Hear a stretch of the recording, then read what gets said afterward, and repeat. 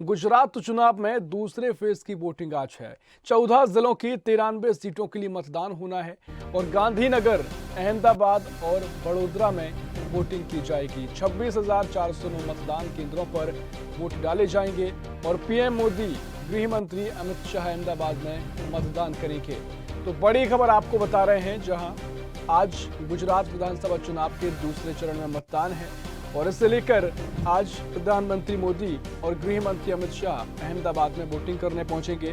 तो बड़ी खबर आपको बता दें, गुजरात में विधानसभा चुनाव के दूसरे फेज के लिए आज यानी सोमवार को वोटिंग हो रही है और उत्तर और मध्य गुजरात के 14 जिलों की 93 सीटों पर सुबह 8 बजे से शाम 5 बजे तक मतदान होगा।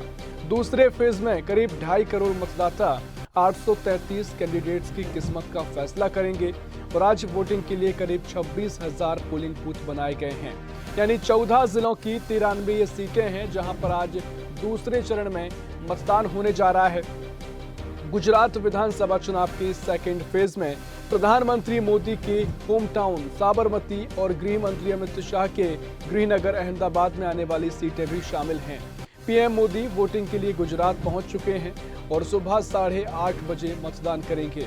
वहीं शाह भी गुजरात में मौजूद हैं और वे भी सुबह ही वोटिंग करने जाएंगे। तो बड़ी खबर आपको बता दें, गुजरात विधानसभा चुनाव के दूसरे चरण का आज मतदान है। और इसी खबर पर ज्यादा जानकारी के लिए गुजरात से एसोसिएट एडिटर प्रणब सिंह राजपूत हमारे साथ जुड़ गए हैं। प्रणब, गुजरात विधानसभा चुनाव के दूसरे चरण का आज मतदान है और काफी महत्वपूर्ण मतदान, जब प्रधानमंत्री मोदी, गृह मंत्री अमित शाह भी वोट डालेंगे। फिलहाल क्या कुछ तैयारियां और किस तरीके से राजनीतिक रूप से इस मतदान को देखा जा सकता है? प्रणब, देखो विशाल, मैं आपको खास बात बता दूं कि आज दूसरा चरण का जो है चुनाव है और वहां पे आज देर रात प्रधानमंत्री नरेंद्र मोदी भी अपने होम टाउन अहमदाबाद में आ चुके हैं और लगातार रात को ही उनकी माताश्री को मिलने के लिए पहले एयरपोर्ट से सीधे गांधीनगर गए थे। गांधीनगर से वहां पे उनका जो बंगलोज है, जो रायसेन में आया हुआ है, वहां पे उनकी मातृश्री रहती है, वहां पे उन्होंने उनके साथ मुलाकात की, फिर राजभवन वहां पे रुके और आज अभी सुबह ही वो 8:30 बजे उनका वोटिंग अधिकार है। वो वोटिंग अधिकार के लिए उनका जो साबरमती विधानसभा है, वो विधानसभा में आई हुई रानी इलाके में निशान स्कूल में वो वोट करेंगे। और दूसरी बात बता दूं कि हमारे देश के जो गृह मंत्री है अमित शाह, वो भी उनका होम टाउन अहमदाबाद है। तो अहमदाबाद की नारायणपुरा विधानसभा से अमित शाह बिलोंग करते हैं। तो अमित शाह जो उनकी पूरी फैमिली के साथ हर वक्त जो वोटिंग करने जाते हैं, तो नारायणपुरा विधानसभा से वो वहां पे वोटिंग करने के लिए वो अहमदाबाद भी है और अहमदाबाद से वो सीधा वोटिंग करने जाएंगे। काफी सुरक्षा व्यवस्था कड़ी की गई है।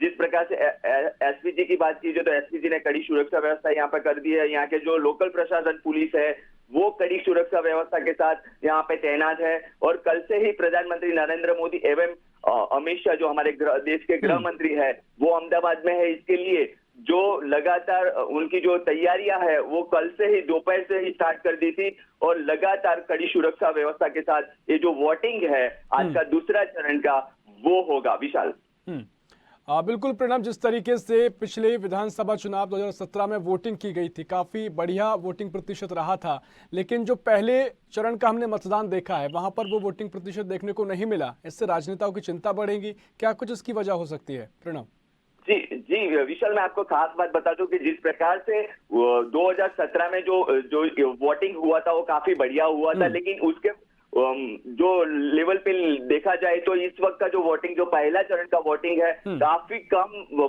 वोटर ने वोटिंग किया है और काफी चिंता का विषय है क्योंकि 2017 से ये 2022 का वोटिंग काफी कम है। तो ये दूसरे चरण में भी देखा जाए कि कितने वोटिंग मिलते हैं, क्योंकि लगातार चिंता इसके लिए है कि उस वक्त 2017 में सिर्फ और सिर्फ कांग्रेस और भाजपा का सामना था, लेकिन इस वक्त कांग्रेस है, आम आदमी पार्टी है, भाजपा है और ओवैसी की पार्टी है और लगातार जो अन्य पार्टियां भी है वो सामना कर रही है। लेकिन भाजपा को कहीं ना कहीं आप अभी सिर्फ कांग्रेस कहीं पे दिखाई नहीं दे रही, लेकिन लगातार आम आदमी पार्टी जो भाजपा को टक्कर देती हुई नजर आ रही है। इसके लिए लगातार जो देश के भाजपा के जितने भी बड़े बड़े जो दिग्गज नेता है और प्रधानमंत्री नरेंद्र मोदी ने खुद यहाँ पे बहुत सारी रैलियां की है, बहुत सारी जनसभाएं की है। देश के गृह मंत्री को भी खुद यहाँ पे आके रैलियां करनी पड़ती है, जनसभाएं करनी पड़ती है। तो कहीं ना कहीं भाजपा में एक डर है आम आदमी पार्टी को लेके और चिंता व्यक्त कर रही है भाजपा लगातार, और वोटिंग कम हुआ है उनमें काफी सारी चिंता का विषय बनता हुआ नजर आ रहा है विशाल।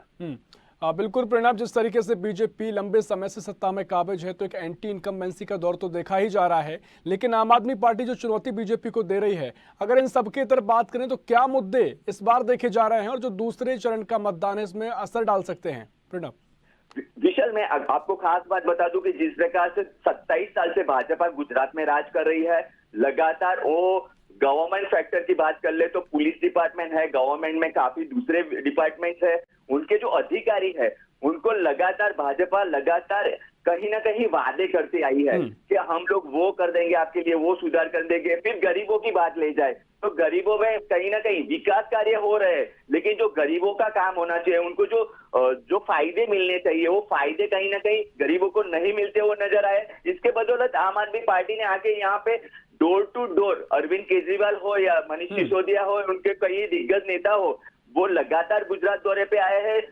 चुनाव डिक्लेरेशन करने से पहले ही वो लोग यहाँ पे गुजरात आते रहते थे, कहीं ना कहीं सभाएं अटेंड करते थे, लोगों के घर जाके बात करते थे, और कहीं ना कहीं दिल्ली मॉडल की बात ले जाए, पंजाब मॉडल की बात ले जाए, जो फ्री वाली, जो बिजली फ्री है, एजुकेशन के बारे में, रोजगार के बारे में बात की जाए, तो कहीं ना कहीं जनता की, जो गुजरात की जनता है, उनके बीच में जाके ये सारे जो वादे हैं, उन्होंने एक कार्ड भी उनको फिलअप करवाया जनता के बीच में जाके कि हम लोग, हमारी जो गुजरात में सरकार बनती है तो हम लोग 100% श्योर हम दिल्ली का जो मॉडल्स है, वो पंजाब का जो मॉडल्स है, वो लगातार गुजरात को देंगे। जी विशाल।